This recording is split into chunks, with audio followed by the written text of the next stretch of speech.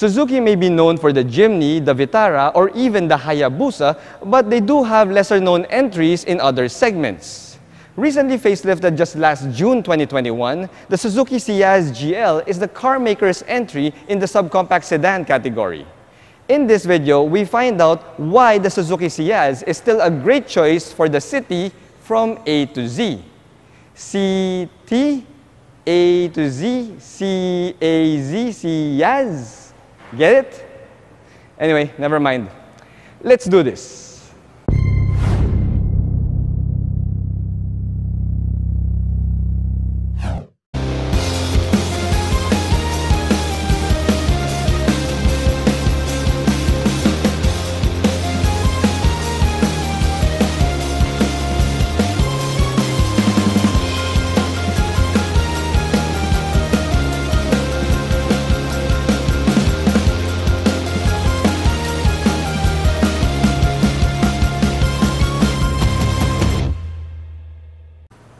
Hello guys, I'm Reagan and welcome back to another car review. If you're new to my channel, I hope you click that subscribe button for your regular dose of Philippine automotive content. If you're my subscriber already, well, sit back, relax, and enjoy the show after you click that like button. Also, special thanks to Suzuki Sukat for providing the Suzuki Ciaz GL to do the showroom feature. If you have a need for a Suzuki and you're within the area, head on down here to Suzuki Sukat and check them out. For any inquiries, you may contact the person in my pinned comment below. The Suzuki Ciaz may be tagged as a subcompact sedan in the local market, but in reality, it is Suzuki's compact sedan entry. Now, the true Suzuki subcompact sedan is the Dzire, which is based off the Swift platform. However, since this is marketed as a subcompact in the Philippines, well, the pricing also reflects that. This sole Suzuki Ciaz GL variant has a retail price of 888,000 Philippine pesos, putting its price right smack in the middle of the other subcompact sedans in the category. Now, this bodes well for the Suzuki Ciaz and gives it several key advantages, the biggest one of which is, well, it is literally bigger than the other subcompact sedans, but it's priced like a subcompact. The Suzuki Ciaz receives most of its exterior updates right here in the front. It gets a redesigned headlight housing here that looks sleeker than before.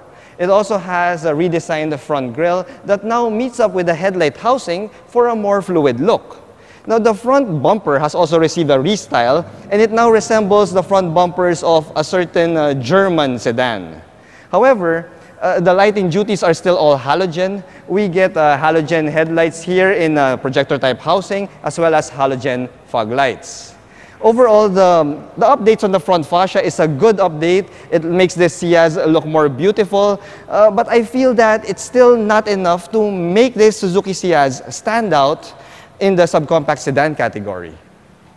The Suzuki Ciaz has a typical subcompact sedan side profile. It gets turn signals that are mounted on the front fenders, and the side mirrors are not yet power folding. Now, the Ciaz may have that typical subcompact sedan silhouette, but it looks so much better than the Suzuki Dzire. It just looks more fluid and more normal. Now, the Ciaz gets 15-inch alloy wheels that are wrapped in 185/65 R15 tires. Now, these 185 series tires are a little bit too skinny for my taste, so I believe that a set of 205 series tires would look so much better in the Suzuki Ciaz. Now, behind these wheels, we get ventilated disc brakes up front and drums at the back. For the suspension, we have a MacPherson setup in the front and a rear torsion beam at the back. Now, the Suzuki Ciaz has a ground clearance of 145 millimeters, which means that clearing speed bumps and steep ramps would be easy with your Ciaz. The rear end of the Suzuki Ciaz still carries over from the pre-facelift model.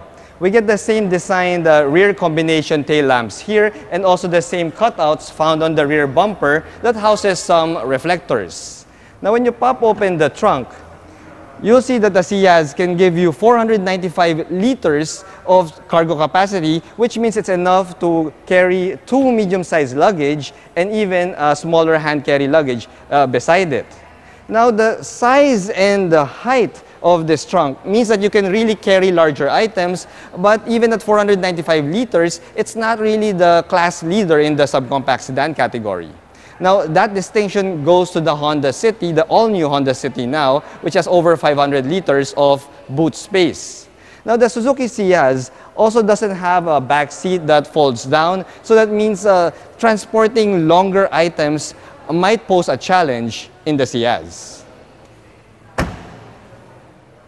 The Ciaz may have gotten a facelift last June 2021, but the motor under the hood still remains the same. This is a 1.4-liter inline-4 gasoline engine that puts out 91 horsepower and 130 Newton-meters of torque. Now, the sole transmission option here is a 4-speed automatic transmission because, well, Suzuki Philippines already pulled out the 5-speed manual. Now, there is that off chance that the 5-speed manual might make its return if there is enough demand for it. But to be honest, guys, I highly doubt it. The cabin of the Suzuki Ciaz remains largely the same as the pre-facelifted model, except we get a few creature comforts here that should make your daily drive a little bit more comfortable.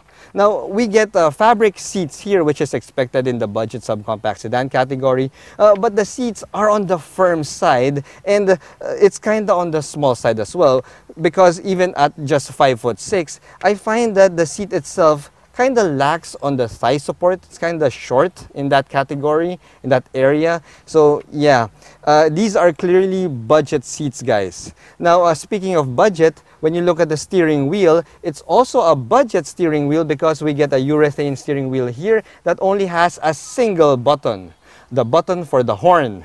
You don't get buttons for hands-free connectivity or even cruise control, guys. So if you want to adjust something on your infotainment system, you'll have to reach out and touch this touchscreen.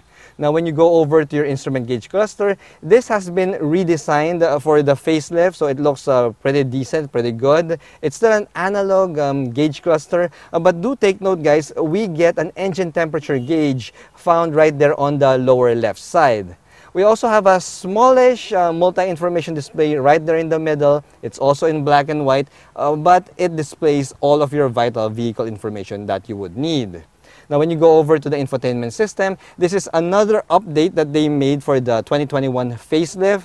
We get an 8-inch touchscreen infotainment system here that comes with Apple CarPlay, Android Auto, and a reverse camera. Now, that is pretty good, and the image quality of the reverse camera here is also serviceable. Now, when you go down from the infotainment system, we have here a fully manual climate control system. It's not really a big issue, guys, but the way that these knobs, these rotary knobs have been designed makes this climate control system setup look a little bit dated. It looks like the air conditioning systems found from cars in the 90s. Now, when you go down further, we have here a center cubby that houses your USB charging port that also connects your Apple CarPlay and Android Auto, plus a couple of squarish small cup holders, which I'm already sure will fail my Clean Canteen test. So I have my Clean Canteen right here, and we put it in the cup holder. Yep, it doesn't fit, guys. It's not stable, so it's a fail. We do have some bottle holders here on the door cards, so that's where I'm parking my Clean Canteen. Now, when you move over down to the shifter, below the shifter, we got a manual handbrake here, and right above that shifter, the manual handbrake, I mean, we have here a feature that is normally missing in the subcompact sedan category, and that is a center armrest.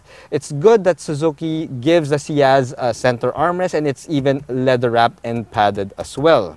Now, when you look at the cabin materials used here inside the cabin of the Ciaz, well, this is a budget subcompact sedan. So yes, you get a bunch of hard plastics. The dashboard is hard plastics. The door cards are hard plastics, although the elbow rest on the door card is also padded, so that is also a good thing. We also get a splash of silver right here on the middle dashboard and the middle part of the door cards. So yes, it's pretty straightforward and functional cabin. The fit and finish is quite tight. It's as expected from a Suzuki, but the way this cockpit has been laid out and designed, it feels that it lacks a little bit of inspiration. The Suzuki Ciaz has one of the longer wheelbases in the subcompact sedan category, and it shows right here in the back seat. You get tons of space here. In fact, this backseat already looks like the backseat of a compact crossover. Now, I'm 5'6", guys, and this is my driving position, and we get nearly a foot-long's worth of knee room here. Now, the headroom, though, is only a scant 2 inches, mainly because of that sleek sedan profile. Now, you could fit 3 Asian adults easily right here on this back seat. It's not gonna be a problem. Now, for the amenities, though, we don't get too much amenities here. You don't have a rear AC vent, you don't have charge ports, you only have a center armrest that also has a couple of cup holders. The seats are also a little bit on the firm side, similar to the ones found in the front. And it's clear that these are budget seats. But when it comes to the space that you're getting in this Suzuki Ciaz, man, there's nothing budget about the space of this vehicle. The Suzuki Ciaz is not a popular choice in the subcompact sedan category, and to be honest, it's really quite a shame. It looks much better than the Suzuki Dzire, and it's even bigger than the Toyota Vios. Its size and amenities makes it a capable subcompact sedan, but for some reason, most people just seem to gloss over it when they're creating their short lists. However, if you want a truly capable subcompact sedan that gives you a good value, well, I truly believe that the Suzuki Ciaz GL is worth your second look, especially while it's still here. Thanks for watching.